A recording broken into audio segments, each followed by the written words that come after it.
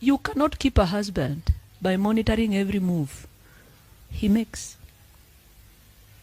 I sit with my husband, we go through his phone, and sometimes nasty messages pop up. I don't even ask, and who is that? Because that's a sideshow for me. I don't waste time in it. There are many things I need to do than ask who is Nancy. Who is, and you've read the message, so it's a short message. I miss you, period. I love you, period.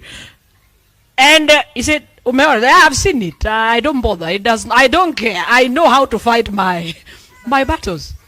I'm not driven with jealousy and envy. It does not.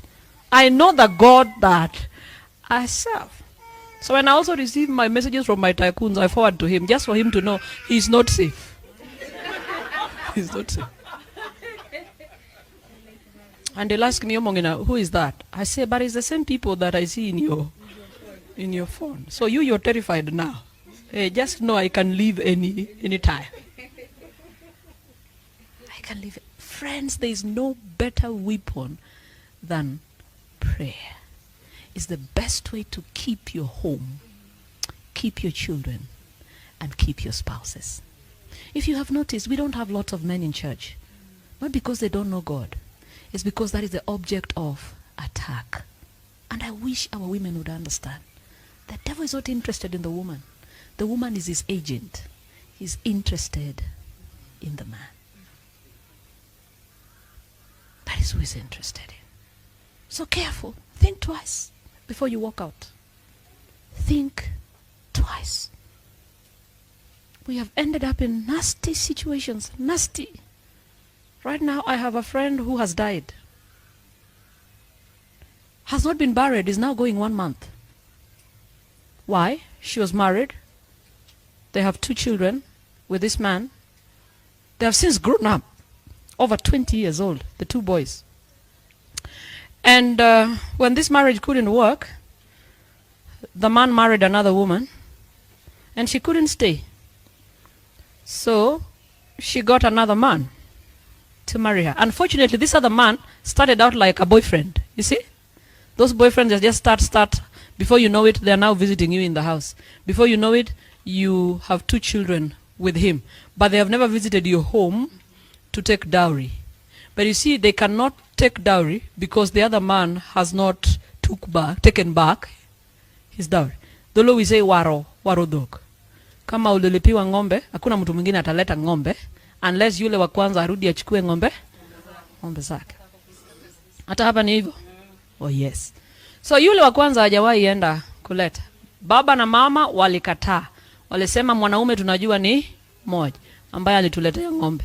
Hatutakubali ng'ombe kutoka kila mahali. Leo tuchukue hii, leo hii. Wewe songa na maisha yako, si tunajua mwanaume mmoja. She has died.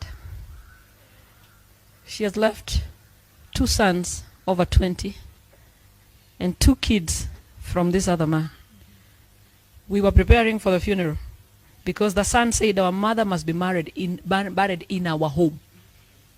Now you hiyo in our home hajajengewa sababu she walked out before ajengewe, so yule bibi wa pili alijengewa. So yuko pia wakasema hatuna shida, ni mke wetu, tutaonyesha watoto shamba yao. Watoto wakasema tutajengea mama yetu nyumba yake kidogo na firstborn awekewe esaiga yake, wazike mama yao.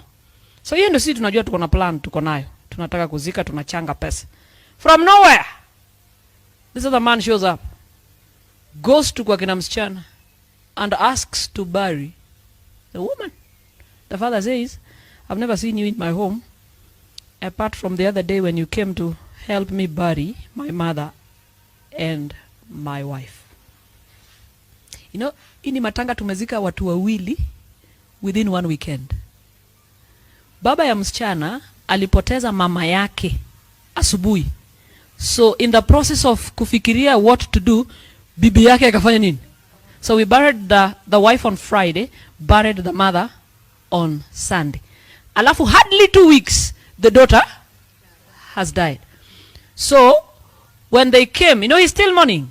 He's mourning his mother, mourning his wife, and now mourning that daughter. So the other man comes, asks for the body, and he says, I only know one man that brought me cows. You've never brought me even chicken. I only saw you when we had funeral some 2 weeks ago. That's when I saw you. But we didn't even talk. So I cannot give you my daughter to go and bury. Anamuuliza unaenda kuzika wapi? Ati nitamzika kwa boma ya nyanya yake. Hasa kama unajua uwezi mzika boma yako, mbona unataka kumweka kwa ya nyanya yake? Because he also has some other woman on the other side. So the father refused, say tunapeleka kwa mume wake wa kwanza, ameshakubali kuzika. Because there's nothing to show that you are married. The next thing we know, the guy has filed a case in court. So as we speak, we are still battling it out. Where? In the courts. Hata hatujui mahali imefika, tuliwacha kata maneno ya kuchanga. You see how we complicate life? Because now you wonder, kids are now struggling for identity. The boys think if our mother go there, we will never visit, because that is not our home. But there are these other two small ones. That is not their what? Look at how we complicate life. And confuse our children. The singles that are here, I don't know if you have children. Do you have children? Is it easy to raise up those children? It is not. It is not. And I salute them at times when a single mother says, I have a 25-year-old raised up in a godly manner. I salute them. It is not easy. Tough. So those of us that are young here, can I, one day this guy will disappoint you, because this guy is not an angel. One day, God forbid, now look at the way you're looking at me like, oh, najuaje. One day, people who are disappointed, no one ever plans for disappointment. But because you're dealing with sinful human beings. Have pastors been carried away? Yes. Have pastors been carried away? Yes. Do we have pastors with children out here? Yes. With church members? And at times I wonder when a girl gives birth to a child with a pastor, whether they're thinking they'll give birth to another Messiah or what, I'm not sure. Even pastors are fallen. Because sin is no respecter of persons. The devil can knock at your door anytime.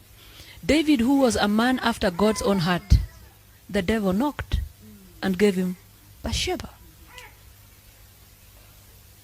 That was the beginning of him going down.